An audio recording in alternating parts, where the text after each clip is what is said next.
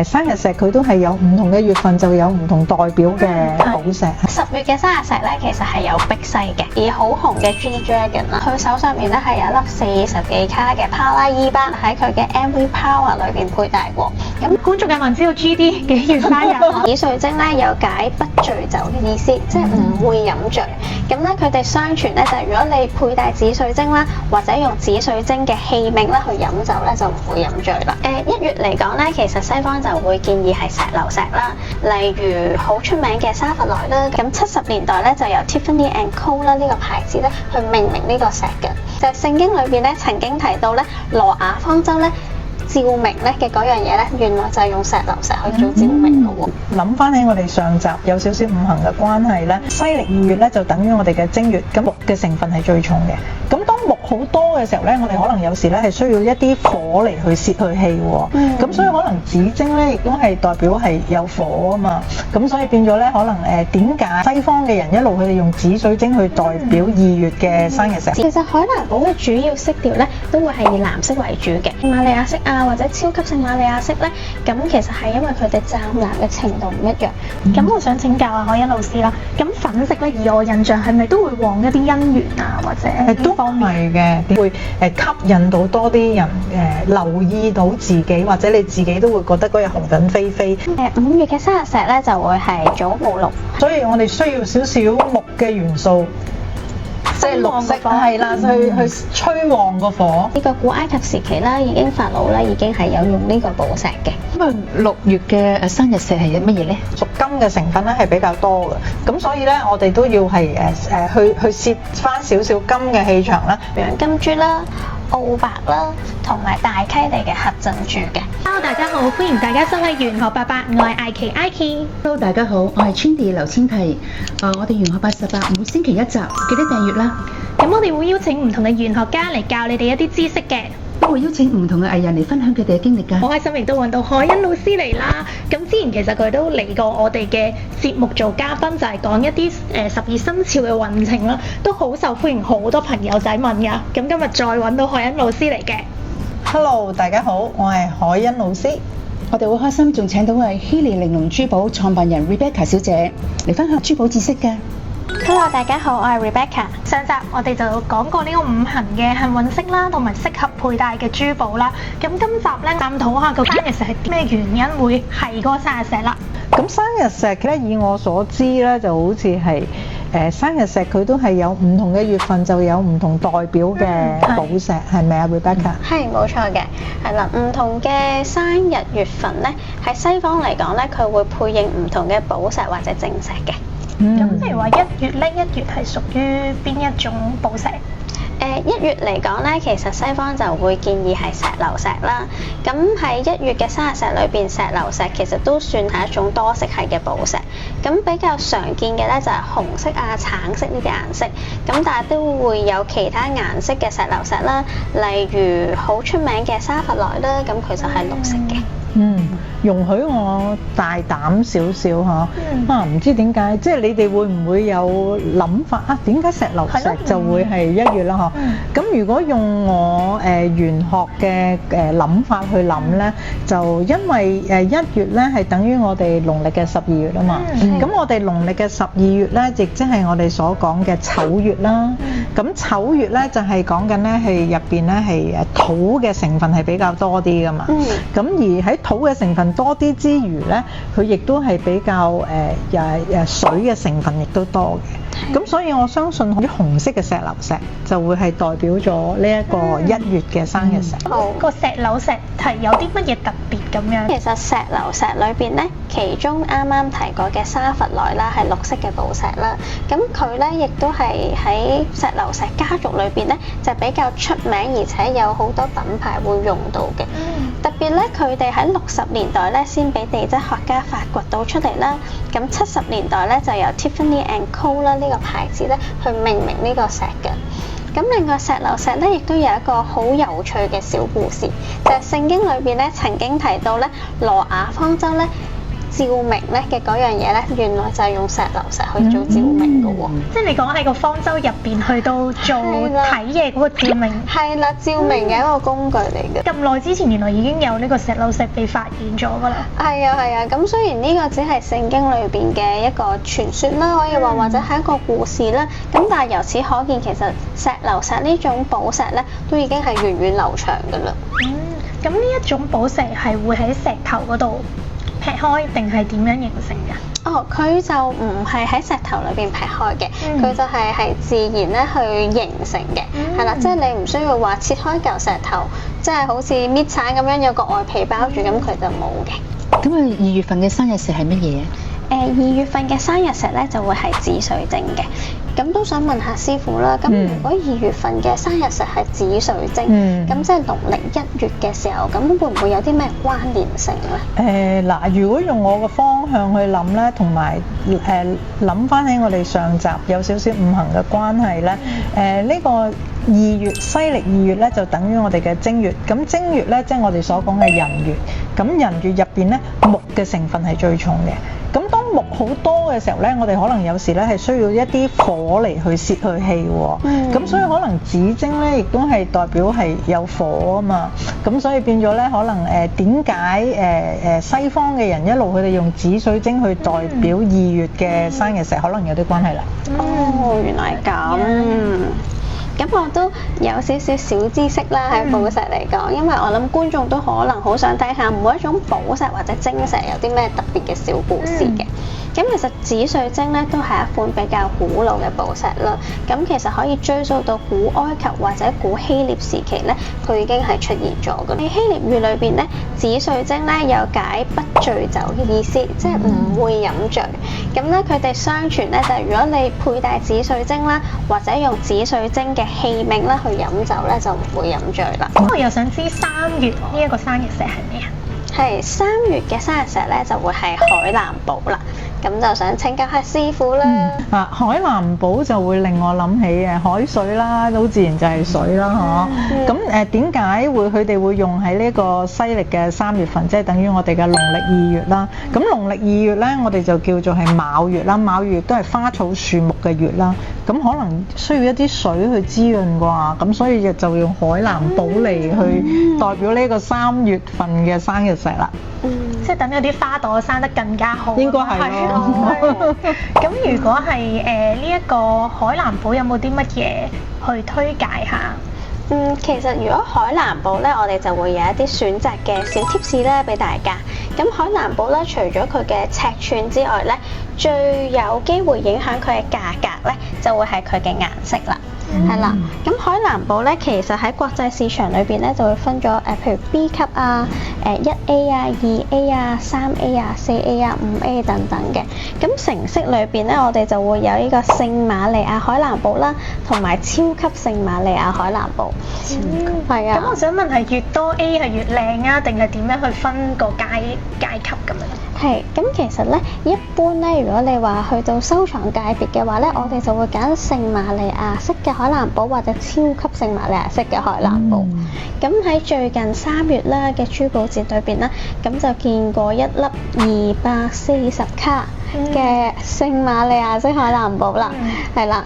咁佢嘅體型係相當之龐大啦。咁多數咧呢一種咁巨型嘅海藍寶咧，都會吸引唔少嘅收藏家去收藏嘅。咁呢個海藍寶係咪都係淨係一隻都係偏藍色啊？定係好似其他寶石有啲會混咗其他色入去咁樣啊？其實海藍寶嘅主要色調咧都會係以藍色為主嘅。咁頭先講譬如聖瑪利亞色啊，或者超級聖瑪利亞色咧，咁其實係因為佢哋湛藍嘅程度唔一樣。咁藍色咧越濃郁嘅話咧，佢嘅價值咧都相對比較高嘅。咁所以就係嗰個聖瑪利亞同超級聖瑪利亞就係睇個藍色嘅成分同埋嗰個會唔會關個潔淨度事㗎都？淨度咧就會係另外一樣嘢嚟嘅。但係頭先講咧就係顏色咧就係主要佢哋反映價格嘅主要原因。咁4月份嘅生日石係乜嘢咧？4月嘅生日石咧就會係鑽石嘅。咁呢度都想問下師傅了解多少少。鑽石咧，如果喺寶石嘅五行咧，我哋上集都有講過啦，咁就係屬於金嘅成分啦。咁4月份即係等於我哋嘅辰月啦，即係農曆3月。咁辰月咧入邊嘅元素比較多咧，就係土啦、木啦，亦都有水啦。咁所以變咗咧如果要平衡翻呢個五行咧，可能鑽石會幫到手。咁都想幫啲觀眾問下，其實鑽石就好多地方有啦，但係根本就唔知點樣分係好嘅，咁我哋應該點樣去挑選？係，咁如果一般嚟講啦，咁有證書啦，即係卡裝嘅鑽石咧，我哋可以睇佢嘅4C，分別咧就係佢哋嘅顏色啦、佢哋嘅淨度啦、佢哋嘅重量啦，同埋佢哋嘅切割嘅。係啦，咁呢4種咧就係影響鑽石價格嘅主要原因啦。咁但係當然啦，一本證書裏邊咧仲有好多其他嘢嘅，譬如對稱度啊，佢哋其他有冇啲remark 寫咗嘅瑕疵啊，或者等等。咁所以如果你哋係一個日常嘅用戶咧，最好咧就係揾信得過嘅商戶啦，去幫你挑選，咁就更加好啦。明白。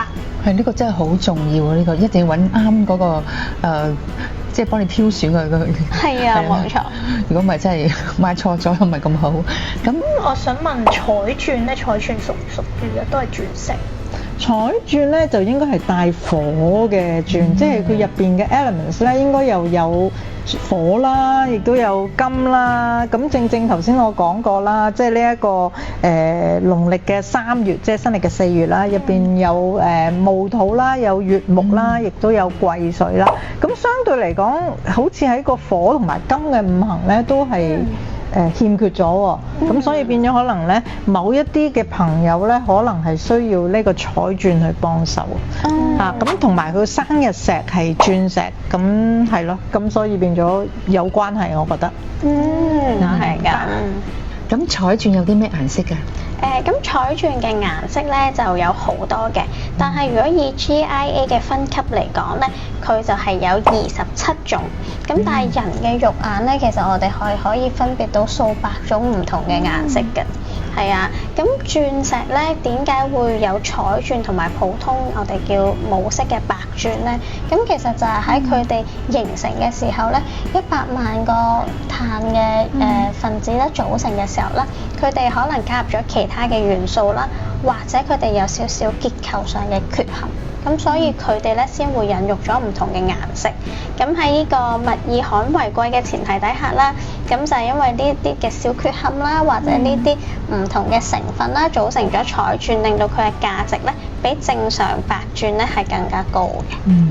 同埋都多咗幾種成分啊嘛，係嘛？係啊，係啊，旺多幾樣嘢可以帶旺一個。其實最熱門啲人係送啲咩卡數啊俾另一半？平時訂開。大部分咧，如果以香港嘅客戶嚟講咧，都係大概1卡左右嘅，係啦。左右。但係如果你話講到需要有一啲收藏嘅價值咧，咁其實都會建議買翻啲大卡數少少啦，因為1卡嚟講咧都唔算係保值嘅。咁如果彩鑽同鑽石都係會彩鑽比較貴啲嘅，係咪？咁如果彩鑽入邊有唔同嘅顏色，有冇話咩色係平啲，咩色貴啲咁樣㗎？呢個問題問得非常之好。咁其實咧，物以罕為貴啦，喺彩鑽裏邊咧都有分唔同嘅顏色咧，係有唔同嘅稀有性嘅，係啦。咁當中咧就以紅鑽就最為稀有嘅，係啦。咁大概咧有嗰個 stat 啦，即係研究啦嗰度咧就會歸納咗講啦，其實係得0.01% 嘅彩鑽係紅鑽嚟嘅啫，咁所以其實佢就係非常之珍貴嘅。咁而一般啦，黃鑽嘅價錢咧就會比較相宜一啲。但係如果以女性嘅角度咧，大部分我哋嘅女性客戶咧都係比較痴迷於粉鑽嘅。粉鑽係啊，即係好多邊幾種粉色啊？其實咧粉紅色咧，我哋會分咗淡粉色啦、濃粉色啦等等嘅，即係我哋所講嘅fancy pink 啊，係啊，或者 violet pink 啊等等都有嘅。咁我想請教海欣老師啦，咁粉色咧，以我印象係咪都會旺一啲姻緣啊，或者都係嘅。點解？因為第一咧，粉色咧係有種俾人溫柔嘅感覺啦。咁其次咧都會吸引到多啲人留意到自己，或者你自己都會覺得嗰日紅粉飛飛。咁所以點解成日話啊粉紅色啊會招人緣啊，或者利姻緣都有啲原因。咁如果未脫單或者想更恩愛嘅，就可以揀呢一個粉紅色嘅寶石啦。5月嘅生日石又係乜嘢咧？5月嘅生日石咧就會係祖母綠，係啦。祖母綠。OK，咁啊，如果講翻五行啦嚇，咁新歷嘅5月等於農曆嘅4月啦。農曆4月咧話熱又未係好熱，開始熱，即係話開始有啲火嚟啦。咁所以可能亦都因為咁，所以我哋需要少少木嘅元素。即係綠色係啦，去吹旺個火咁迎接個夏天咁解啩啊！咁綠色嘅寶石係有啲乜嘢？咁頭先講嗰個生日石就係祖母綠啦，咁呢種寶石係好源遠流長㗎啦。咁喺呢個古埃及時期啦，已經法老咧已經係有用呢個寶石嘅，係啊。咁而且綠寶石咧係3大寶石之一啦，佢嘅價值咧喺呢個市場上面都係好高㗎。咁呢種寶石個形態咪會偏比較大啲嘅卡數咁樣㗎？咁祖母綠寶石咧，其實大卡數咧都係有嘅，所以無論係你話去到1卡啊，到去到甚至乎99卡啊，甚至乎更高嘅卡數幾百卡都見過嘅，係啊，冇錯。咁點樣分一個好嘅呢種寶石同唔好嘅？如果一般大眾要去分辨點樣分呢？其實最簡單嘅話咧，我哋咧喺寶石裏邊咧，佢哋係有血統嘅分。咩叫血統咧？爸爸媽媽出產地係啦，冇錯啦，就係佢哋嘅產地啦。因為產地咧，亦都係一個好重要影響寶石價格嘅因素嚟嘅。咁喺綠寶石啦，即係我哋頭先講祖母綠裏邊啦，就以哥倫比亞咧嘅價值咧為最高嘅。咁其他咧比較主要嘅出產地啦，分別就有巴西啦，同埋非洲嘅贊比亞。咁我想問幾百卡有幾大陸？真係未聽過，未見過添喎。其實未見過咧，咁大家就可以試下去澳門啦。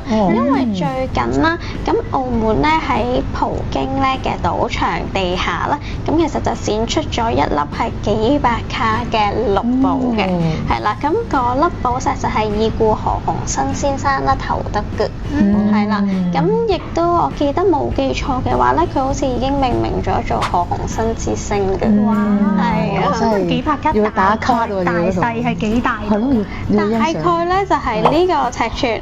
係啦，咁其實都係一種普通人啦，我哋比較好難可以目睹即係真身嘅一個機會嚟嘅。咁所以如果真係想睇下究竟幾百卡寶石係幾大嘅時候咧，就不妨去澳門嚟個一日遊啦。可以去睇下參觀下呢個石，去打下卡都好。6月嘅生日石係乜嘢咧？6月嘅生日石咧就會係珍珠嘅。珍珠嘅五行咧喺我哋嚟講咧係屬水咯，因為佢來自呢個海洋啊嘛，咁所以變咗咧屬水嘅珍珠點解會用喺呢一個6月嘅生日石咧？即係我哋嘅5月啦，咁啊真係真正嘅夏天啦，可能真係太熱啦，火太重，咁所以咧就需要一啲屬水嘅寶石咧去緩和翻嗰個好熱嗰個火嘅能量啦，咁所以就可能係咁樣用珍珠啦。都其實都會接觸水多啲，夏天可能游下水啊嗰啲都係水降火咯，係啊。咁如果水呢方面有咩寶石係可以推介下？頭先講到啦，我哋嘅生日石就會係有珍珠啦。咁我想問下你哋，你哋會比較中意啲大尺寸少少啊，定係細 size 啲嘅珍珠咧？平時我自己有以前去旅行買過咧，我就係中意珍珠再出邊有啲鑽咁樣圍住頸鏈嗰啲咯，就唔好太大，我覺得剛好就 OK 啦。係，我就粒少少咯，唔使太大粒喎。我就中意淨係一粒咁樣做吊墜，比較大粒少少咧。咁呢度咧，我哋就有幾樣可以同大家分享下啦。咁因為其實珍珠咧就係由蚌啦，唔同嘅蚌啦去孕育而成嘅。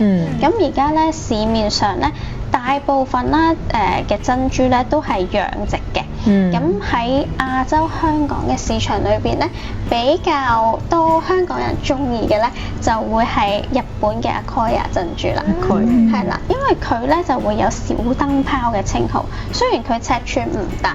大致上咧，佢都唔會大過9mm噶啦，係啦。咁但係咧，佢就嗰個光暈好靚啦，而且佢有一個好靚嘅鏡面，有時咧甚至乎你可以照到自己嘅輪廓嘅。哇，咁好靚喎！好靚。係啦，咁所以咧，加上咧佢嘅尺寸咧就比較適合我哋南方啊，細隻少少啊個 size，咁比較適合我哋呢邊嘅女仔戴啦。咁所以咧就喺市場上面啦，係好受女性歡迎嘅。同埋想問下珍珠其實有分啲咩顏色？如果日本珍珠嚟講咧，其實就會有一種咧，我哋叫做珍多瑪，咁其實佢就係銀藍色嘅，但係啦，咁可能肉眼會見到少少灰藍藍啦，咁就係嗰種啦。另外咧，亦都會有一種咧，就係帶粉紅調或者帶 creamy 色嘅，係啦。咁仲有一種咧，就係帶少少金金地，我哋叫做乳黃金嘅金色咯。咁有冇話邊一個顏色係會比較貴啲或者平啲？點樣去定佢嘅價錢呢？其實以我哋賣珠寶嘅人嚟講咧，我自己就會相對睇重佢哋嘅光澤度，係啦。因為如果你話就算粒珍珠幾大粒都好啦，佢可能好暗啞嘅，係啦。咁其實就好似封咗一層灰塵咁嘅感覺啦，咁就會冇咁吸引啦對我嚟講。但係珍珠咧都可以睇幾樣嘢嘅，分別就係佢嘅尺寸啦，佢瑕疵嘅多少啦，佢究竟係咪圓啦，係啦。因為正圓嘅珍珠咧比起唔係正圓嘅珍珠價值都會貴嘅。咁另外最重要就係我頭先所講嘅佢嘅光澤，佢嘅 luster 係啦，即係越係令好似反光就快照到鏡嗰啲就越靚越貴咁樣。係啦係啦，都有少少似我哋點樣去睇一個人個氣色喎。哦，咁啊係，如果佢暗啞無光就係覺得都冇咁靚。係啦係啊，睇嗰個珍珠嘅氣色。係啊係。冇錯冇錯。頭先講嗰啲咧 ，Rebecca 一路都講緊細粒嗰啲啦。咁我就中意就咁剩一粒，即係大少少做吊墜，有咩建議咧？係咁大少少嘅咧，我哋會有另外幾種海珠嘅選擇啦，分別就係南洋金珠啦、澳白啦，同埋大溪地嘅黑珍珠嘅。係啦，因為呢幾種蚌嘅尺寸咧都係比較大嘅，咁咧佢比起日本 Akoya 咧嘅珍珠咧係足足可以大差唔多1倍咁多，咁所以咧佢哋嘅珍珠咧，如果以南洋珍珠啊同埋呢個澳白嚟講咧，佢嘅平均尺寸可以到達10到15mm，但係而日本嘅珍珠咧最大咧差唔多都只係去到9mm嘅啫。哇，都真係都爭幾遠。係啊，冇錯啊。另外咧，我自己咧就比較中意黑珍珠嘅，因為唔好大家聽黑珍珠以為係咪黑色嘅？係啦，好多人都話哦，黑珍珠係咪就係得黑色啊？咁黑掹掹我又唔係話好想喎，好似好暗沉咁。其實黑珍珠咧都會伴隨住好多唔同嘅彩雲嘅，咁分別就有伴隨住藍色啊、綠色啊，甚至紫色。咁我哋就會叫佢做孔雀藍啊、孔雀綠啊或者孔雀紫。咁喺之前啦，Mikimoto 啦，一個好出名嘅珍珠品牌啦，佢哋咧都起用咗好多男性藝人啦，去推廣呢個黑珍珠嘅。咁即係佢係黑中就會帶一啲好似幻彩色咁嘅感覺。冇錯冇錯，好靚，都幾特別。好靚。同埋我覺得可能珍珠會比較女性化啲，咁變咗黑珍珠就男仔都可以愛嚟做一啲飾物去佩戴咁樣。係啊，其實我哋都有唔少嘅男性客戶咧，自從睇咗呢個珍珠品牌推廣黑珍珠之後，都問我哋有冇啲咩適合男士嘅珍珠產品？因為其實而家嘅潮流咧，用黑珍珠都係比較型格同埋中性。用咁做即係襯衫方面都可以襯得好有型喎，咁都好啊！即係男士們都可以享受下啦，唔係女士嘅專利啦。冇錯，唔係女士專利。除咗珍珠咁，其實有啲石嚟講咧，男士都會有啲點樣去襯托佢，會襯得好靚啲。其實咧，如果你計翻生日石就淨係珍珠啦，但係如果男士嚟講咧，其實佢哋都係偏向一啲比較沉色啲嘅寶石嘅，係啦，例如一啲金屬色系嘅寶石啊，好似係灰黑色啊，或者一啲藍黑色啊嘅寶石比較多。月嘅生日石又係咩咧？7月嘅生日石咧就會係紅寶石嘅。OK， 紅寶。7月因為其實始終都係農曆6月啦，咁農曆6月我哋叫未月啦，咁未月咧其實入邊嘅元素咧都係土比較多嘅，嚇，咁所以變咗佢嗰個生日石咧就係紅寶石。紅寶嚇，都係紅寶啊，紅寶顧名思義紅色啦，紅色就係火都係好重啦，咁所以我哋可能個生日石因為要催旺嗰個月份，咁所以佢都係選用紅寶，有咁嘅原因。紅寶石係好似係話最貴嘅寶石係咪啊？紅寶石咧講得冇錯啦，其實佢係比起其他寶石嘅價值咧係高嘅，即係所以紅寶石咧會有寶石之王嘅美譽。咁點樣去分呢個係咪真嘅紅寶石？有冇咩嘅肉眼上睇到？太多假嘢啦！係咯，太多假嘢點去分咧？太多假嘢。其實而家咧，因為合成嘅珠寶啦，或者培育嘅珠寶啦，而家都好大行其道喎。咁天然嘅珠寶咧，其實佢哋嘅賣點就係佢哋嘅稀缺性，因為始終呢個資源係唔可以循環再有嘅，係啦。咁同埋佢哋係要經過好多年月嘅時間洗禮啦，大自然嘅回饋啦，我哋先會有呢種寶石嘅出嚟。咁至於點樣去分辨真假，最緊要咧都係如果買呢啲高價值嘅寶石，必須係要跟一個證書嘅，而呢個證書咧就係由第三方嘅國際機構鑑證嘅，咁樣咧就對於買家同埋賣家都係一個好好嘅保障嚟嘅。咁我想問翻紅寶石咧，有冇邊一個產地特別好啊，或者點樣分佢個級數啊、價值咁樣啊？係。咁紅寶石嚟講啦，佢哋嘅主要產地分別會有緬甸、泰國、莫桑比亞等等嘅地區嘅。咁而當中咧就以緬甸嘅木谷係啦，就最為出名嘅。咁好多人咧就公認咧嗰邊嘅紅寶石質量係最好。咁當然啦，嗰度紅寶石就質素最好，價錢咧就會有翻咁上下。如果咧我哋想知一粒紅寶石嘅價值高唔高咧，我哋大部分咧都會以佢嘅顏色啊同埋熒光反應去決定嘅。所以如果一粒紅寶石佢係有一個甲血嘅正紅色，即係好似白鴿血嘅顏色，係啦，好鮮好濃嘅，加上佢有好充足嘅熒光反應啦，即係我哋用紫外燈照佢嘅時候咧，佢會有一個好強嘅熒光感喺度咧，咁呢粒紅寶石價值咧就一定唔會低啦。同埋紅寶石都係一個好好嘅收藏，都會升值㗎嘛，寶石。係。喺2006年啦，咁有粒 Graf Ruby 啦，咁就係以美金42.5萬係啦每一卡咁樣去賣出。咁其實嗰陣時咧就已經破咗世界嘅紀錄嘅。咁去到2016年啦，咁 Graf 咧就將佢哋本身呢粒喺2006年賣出嘅紅寶石再次買翻嚟。咁當時嘅拍賣成交價咧係860萬美金。係啊，升咗好多倍。係啦，冇錯啊。咁所以由此可見咧，呢個寶石咧，除咗係有呢個好迷人嘅色彩、好好嘅佩戴價值之外咧，佢仲有好高嘅升值潛力同埋收藏價值㗎。都係一個投資嘅好好嘅方向。冇錯。我想問咧，係8月份嘅生日石係乜嘢咧？係8月份嘅生日石咧，就會係橄欖石嘅。係啦，咁橄欖石係綠色，咁會唔會同啲乜嘢五行有啲關係咧？如果我哋頭先講咗1月至7月啦，好似都唔多唔少都係同五行有關喎。咁我相信餘下嗰幾個月都應該係可以朝住呢個方向去諗嘅。咁橄欖石咧就係綠色啦。咁新歷嘅8月咧，亦即係我哋農曆嘅7月啦。農曆7月咧，其實開始咧就係金嘅元素係比較多。咁當我哋太多金嘅時候咧，我哋就自然而然咧就係要將佢一啲嘅太過強嘅氣場咧係去緊啲。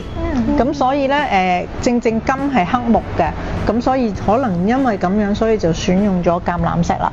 即係要將佢調低翻、中和翻咁樣。冇錯。明白。橄欖石個形狀又係點樣嘅？哦，其實橄欖石咧，佢都係寶石嚟。咁我哋咧每次咧有寶石出產之後咧，我哋就會經過打磨。咁所以其實咧喺打磨嘅時候咧，我哋就可以去即係揀選佢想切割嘅形狀。咁所以其實咧都好 flexible 嘅，對於即係唔係一定係橄欖型嘅。唔一定嘅，係啊，好多形狀都可以嘅。咁其實橄欖石咧係一種好古老嘅寶石，喺3500年前咧其實已經有㗎啦。係啦，我哋可以追溯去古埃及時期啦，好多法老啦都好中意用橄欖石咧去鑲嵌喺佢哋咧嘅珠寶上面嘅。係啊，而且橄欖石咧亦係代表佢哋嘅太陽神。我想問咧，咁橄欖石係咪得綠色？其實橄欖石嘅主要色調係綠色，但係佢都會有偏揭綠色啊、綠黃色啊，或者深綠色啊等等唔同嘅。咁當中點樣係會令到佢顏色有所變化咧？就係嗰個橄欖石裏邊咧嘅元素咧，鐵比較多嘅時候咧，佢嘅顏色就會越深色啦。都要睇翻嗰個環境咁樣。係，冇錯。咁咧9月嘅生日石係乜嘢咧？9月嘅生日石咧就會係藍寶石嘅。藍寶石。係咪即係皇家藍啊？都可唔可以咁講？可以。咁其實咧，皇家藍咧即係藍寶石裏邊嘅其中一種顏色。咁藍寶石咧其實有好多唔同嘅顏色，因為佢係一種好多色性嘅寶石嚟㗎。係頭先你都講過藍寶石係咪即係有好多種，有粉色都帶住粉紅啊，我覺得藍寶石好多選擇喎。係啊，藍寶石嘅選擇比較多嘅。曾經咧，我哋有一位客人啦，就話個女女生日想買一份生日禮物啦。咁但係佢女女咧得12歲嘅啫。咁咧，如果買皇家藍嘅寶石咧，就略嫌有少少老氣嘅。但係皇家藍會唔會變咗綠㗎？係啊，我都諗緊皇家藍會唔會變綠？係唔會嘅，係啦，都係藍寶石嚟嘅，都係藍寶石嚟嘅。咁跟住之後咧，我哋就建議佢咧，會唔會揀其他顏色啦？例如可能粉紅色啊、橙色等等一啲比較活潑嘅顏色啦。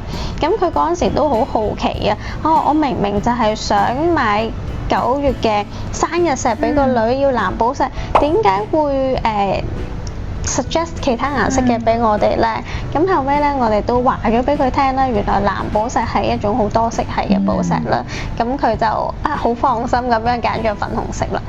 係啊，我相信女女都會好開心。梗係開心啦。係啊。咁海欣老師，我就想問下呢個9月份同呢個藍寶石，你又覺得有咩關係咧？都係啦，都係嗰個方向啦。9月份咧，即係我哋嘅酉月啦，酉月即係差唔多咧，秋季咧去到後半階段，咁佢依然咧嗰個屬金嘅成分咧係比較多嘅，咁所以咧我哋都要係去攝翻少少金嘅氣場啦。咁金就生水啊嘛，所以咁樣可能就用藍寶石啦。想問咧，有冇過往有一啲名人都佩戴過呢啲藍寶石㗎？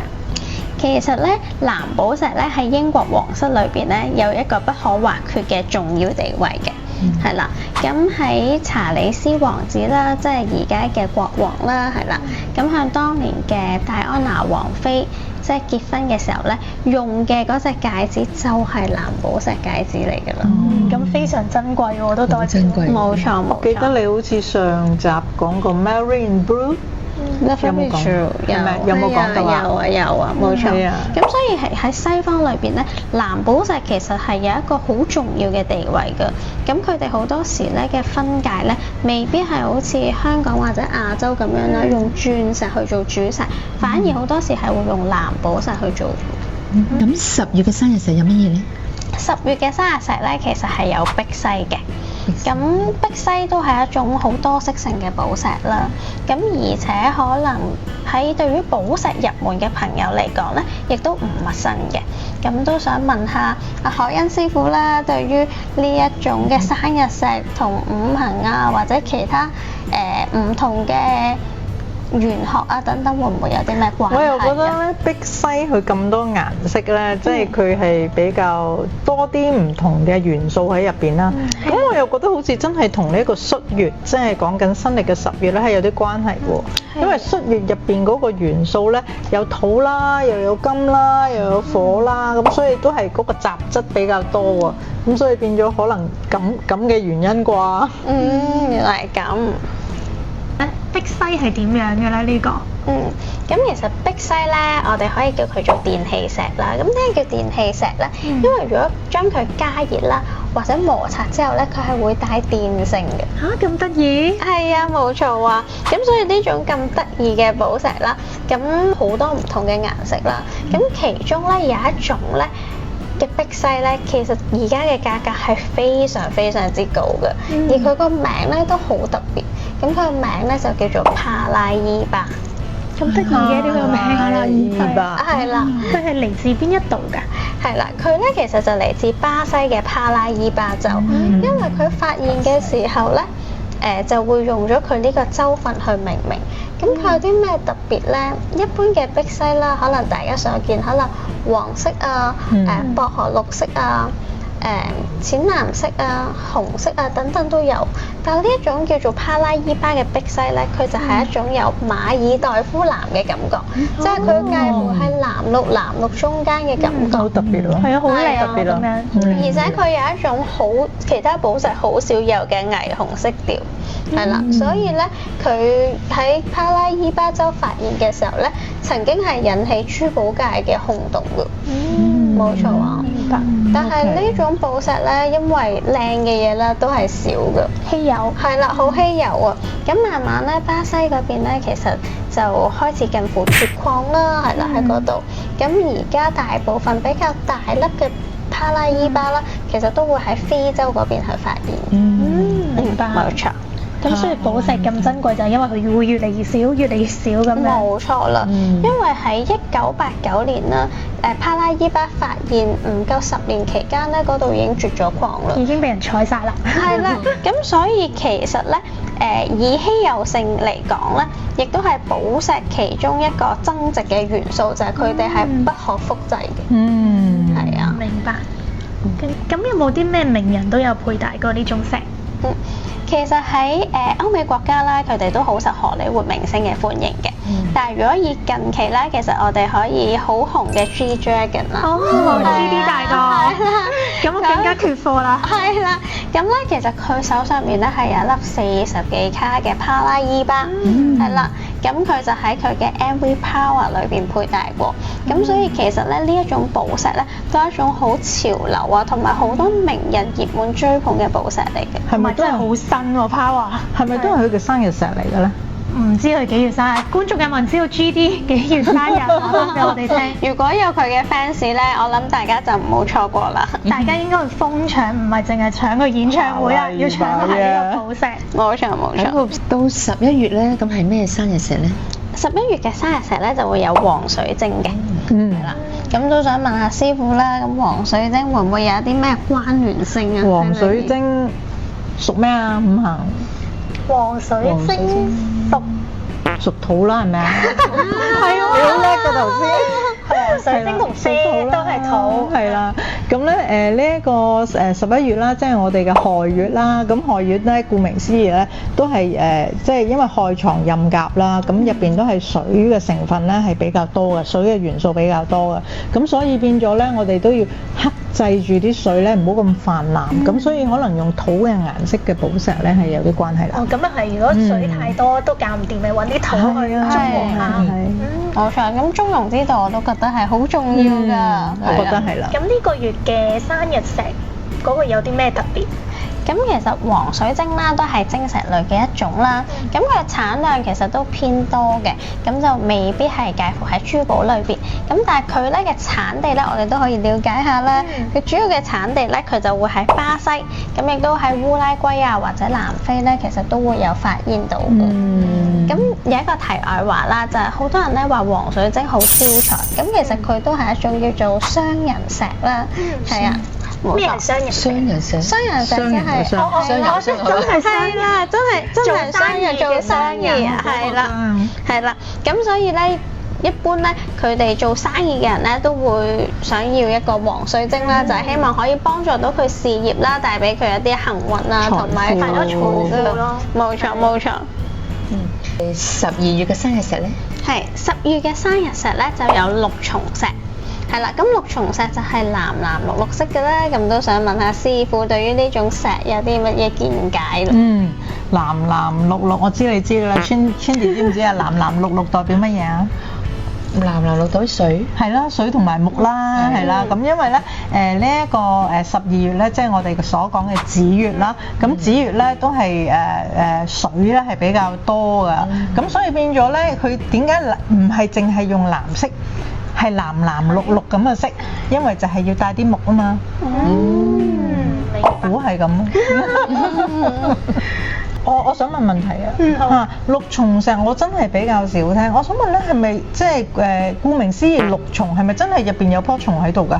哦，唔係，咁其實咧六重咧佢係藍藍綠綠嘅，咁經打磨之後咧，佢就會有一種瓷器嘅感覺，所以咧成日聽人哋講咧，譬如高瓷藍嘅六重石咧，就形容佢咧好有瓷器感嘅感覺，咁而呢種嘅品質咧就會係比較好嘅。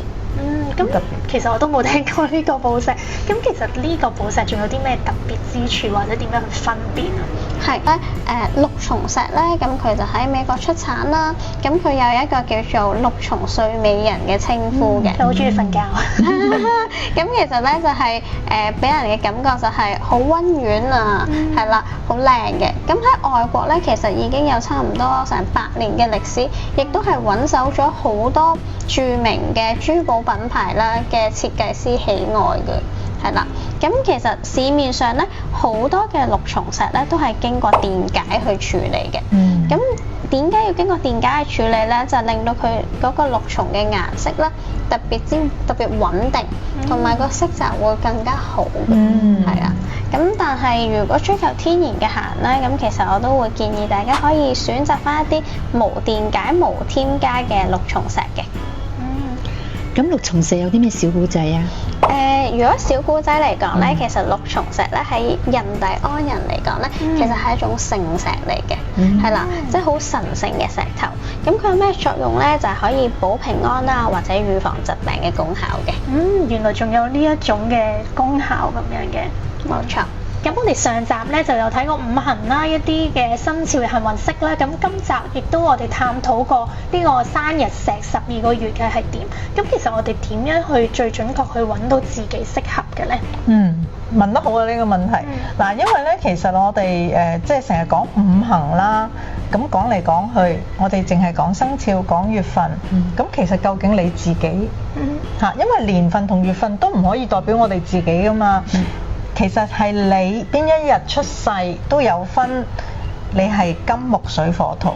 咁五行你係屬木嘅，咁你係夏天出世嘅，咁夏天咧係火比較多噶嘛，咁好自然其實咧你木就生火啦。咁好亦即係話其實你係需要水多啲咯。咁講嚟講去，我哋最緊要就係知道你自己係乜嘢。咁呢度俾少少 tips 大家啦。究竟我點樣去分我自己係乜嘢呢？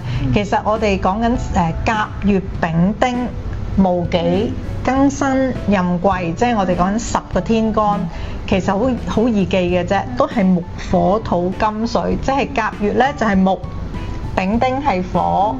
呢一個戊己係土，庚辛係金，跟住壬癸係水。咁你就好自然知道咧，你自己究竟金木水火土係乜嘢。咁至於個五行個比重，你就要去睇翻，或者真係揾一啲專業嘅師傅去話翻俾你聽，究竟你係需要乜嘢嘅五行啦。咁同埋都比較方便。其實如果譬如寶石啊類型嘅嘢，譬如我缺2樣嘢，咁可能2種配搭咯，或者咁樣雙係咪都可以咁樣做？係啊，好似黃加藍。係咯，黃加藍係啦，咁就可能有啲寶石其實佢存在有幾隻色，咁咪我想要嗰個旺自己嘅色嘅，咁變咗可以揾嗰類嘅寶石咁樣咯喎。同埋喺設計上邊，我相信都幫到少少咯，係嘛？譬如好似珍珠配鑽石，係咯係啊，我啱啱就係講過，我就係中意嗰隻款啦，咁就變咗可能兩樣缺嘅嘢都可以合拼埋一齊。冇錯冇錯。好，咁我哋今集就好開心啦，就係我哋探討咗呢一個話題啦。咁啊，多謝海欣老師啊，同埋 Rebecca 嚟。咁我哋下集再見啦，拜拜。如果有合作或者經歷分享，可以 WhatsApp 我哋嘅熱線468885502。若果想對本節目製作作出支持，可以以以下嘅方法作出支持。多謝大家嘅收看。